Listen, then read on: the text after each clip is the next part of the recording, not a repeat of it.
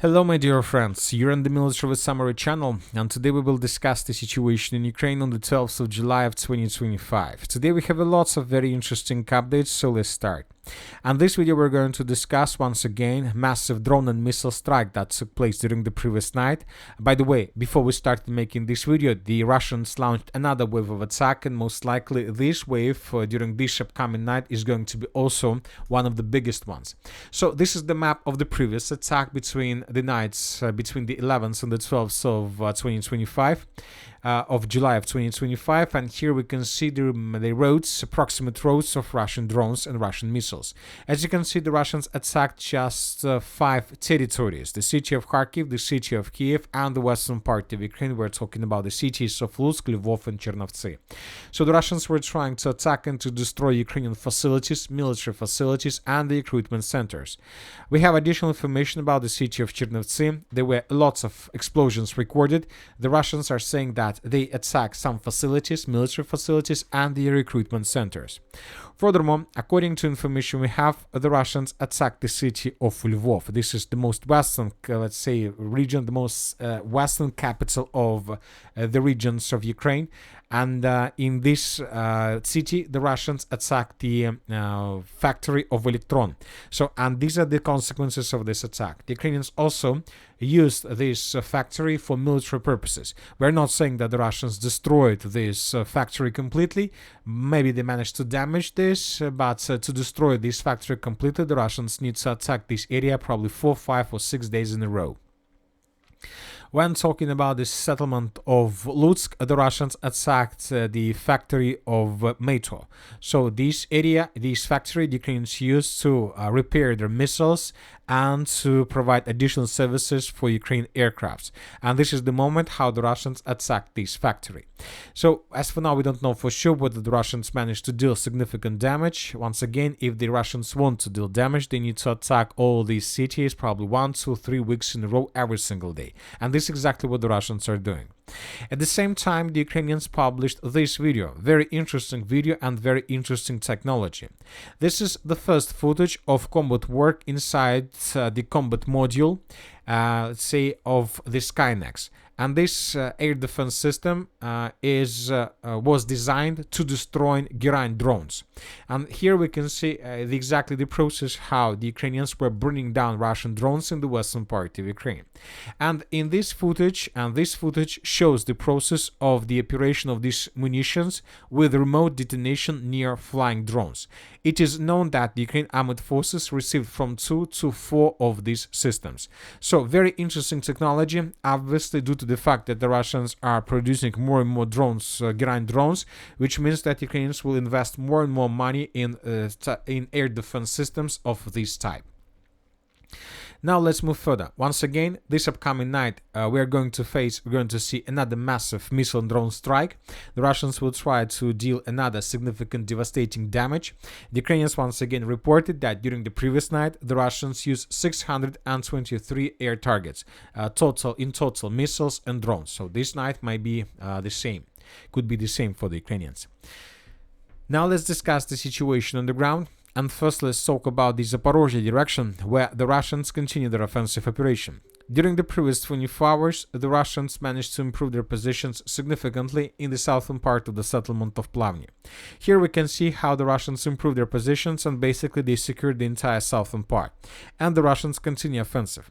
These adjustments on the map were made based on this video, where we can see how Ukrainians were attacking and after withdrawing the Russians in the southern part of the settlement. Once again, the Russians continue offensive, and basically, according to just this situation, to this configuration, we see that the first defense layer of the armed forces of Ukraine collapsed. Now the Russians are about to enter the second defense layer, and we are talking about the northern part of the settlement of Plavny, the settlement of Stepnogorsk, and we are talking about the settlements of Nova Andreevka, and basically about the city of Orekhov. So the Russians began bombing and attacking this territory. The Russians used aircraft aviation massively, trying to destroy the second defense layer, and most likely within a week or two the Russians will continue offensive operation. As for now, we don't have additional changes, and it's still unclear the situation west the most northern part of the settlement of Kamensk. Most likely the Ukrainians saved their presence there. Now let's move further and let's discuss the situation with the area with the biggest dynamic. The Russians continue their offensive operation in the Dnipropetrovsk Oblast and in the South Donetsk direction. There are very heavy clashes in this area, and during the previous 24 hours, the Russians managed to improve their position significantly. First of all, the Russians have almost completely secured the village of Mirne. At least this information today was confirmed by pro-neutral resources. Furthermore, the Russians, according to pro-Ukraine mappers, secured completely the settlement of Kamar and established complete control over this territory. So this entire pocket is already considered by the Ukrainians as a contested area. We expect that within the next few hours or even days, maybe the Russians will take this territory under complete control, and the Ukrainians will be forced to fall back further in the western direction. And the Ukrainians will try to hold their defense along the settlements of Alexandragrad and Voskresenka. As for the settlement of Voskresenka, during the previous 24 hours, we started receiving lots of videos of how the Russians were bombing and attacking this territory with artillery. It seems that the Russians have already launched artillery preparation. Most likely this upcoming night the Russians will try to answer the settlement and to secure this village completely.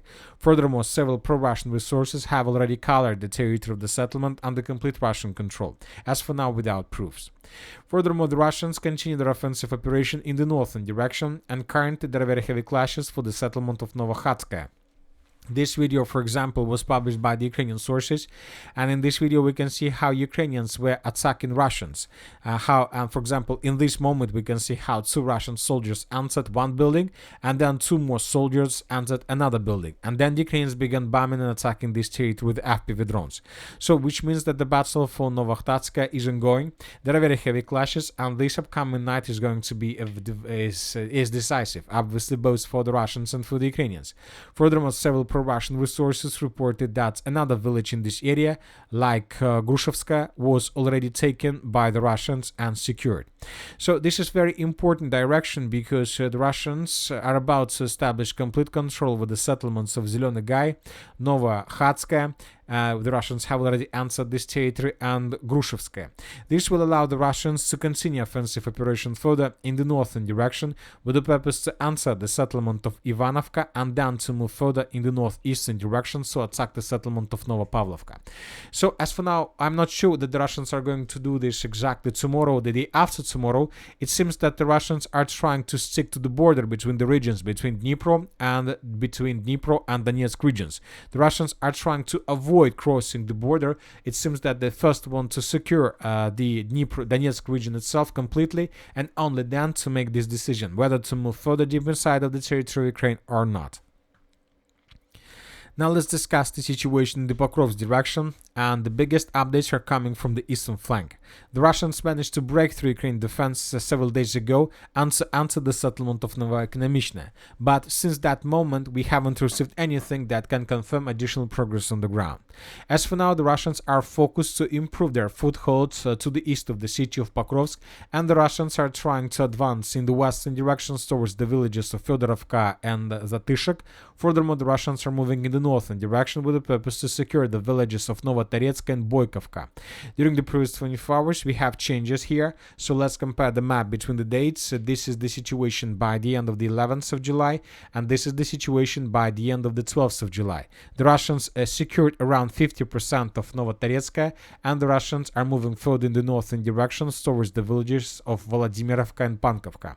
So this is very important progress on the ground, and the most important thing is that this update was confirmed by pro-Ukrainian resources. We're talking about deep state. Furthermore, they show us not just the situation around the settlement of Novotoretsk. According to them, the Russians managed to answer the villages of Fedorovka and Boykovka. We can see that they marked both villages as a gray zone and contested area. So according to them, currently there are very heavy clashes for the settlement of Fedorovka, which means that if the Russians are able to take this territory under complete control, this is going to be the beginning of a complete collapse of the Pokrovsk agglomeration, and the Russians currently are fighting for the village of Boykovka. So the main purpose of the Russians, once again, to create a strong foothold in this area. We believe that the Russians are going to establish something like this, and from this pocket the Russians would be able to continue offensive operation further in the northwestern direction towards the city of Dobropolye. This will lead to complete collapse of Ukraine defense in Pokrovsk, and this can lead to encirclement of the armed forces of Ukraine and their contingent on the territory of this area. Now let's talk about the Kliban-Byksky pocket. The most important updates are coming from the area of the villages of Sherbinovka, Novospaska and Katerinovka. The Russians, according to neutral mappers and pro-Russian resources, managed to improve their position significantly. Basically, this upcoming night, most likely first Russian sabotage and reconnaissance group will try to answer the settlement of Katerinovka. I would like to remind you that since the beginning of July, the Russians established complete FPV drone control over this territory. Nothing could answer this area and nothing could escape this area. The Russians destroyed lots of vehicles and lots of equipment of the armed forces of Ukraine on these lines. So this is already something like operational encirclement, and if the Russians are able to answer the settlement of Katerinovka these upcoming days, this is going to be a cauldron for the armed forces of Ukraine, and several thousands of Ukrainians could be caught by the Russians. And first of all, we are talking about the 12th Special Purpose Brigade Azov, who is responsible for this direction. So it's going to be very interesting to see whether the Russians are able to do this. Anyway, at the same time, the Russians are trying to advance in the direction of the southern pockets, the villages of Shevchenka and Novospaska. So these days we're going to see lots of changes on the ground that will come exactly from this area. As for the city of Chasiv Yar, there are still very heavy clashes, and the Russians still haven't managed to establish complete control over this territory. Furthermore, we start adjusting the map back in Ukrainian favor. In this video, we can see how Russians were attacking Ukrainian positions in the area of the village of Nikolaevka. I would like to remind you that according to several pro-Russian resources, the village of Nikolaevka was secured by the Russians. So, for example, this is the situation by the end of the 12th of July of 2025, and yesterday, the eastern part of Nikolaevka, according to several pro-Russian resources, was considered as an area under complete Russian control. So we believe that several pro-Russian resources speculated lots about the situation, the city of Chasiv Yar, and most likely the village of Nikolaevka, the western part of the city and the southern part of the city, would be restored under complete Ukrainian control during the next days. Now let's talk about the Liman direction. The Russians continue their offensive operation. As for now, the Russians improved their positions to the northwest of the settlement of Kolodisi.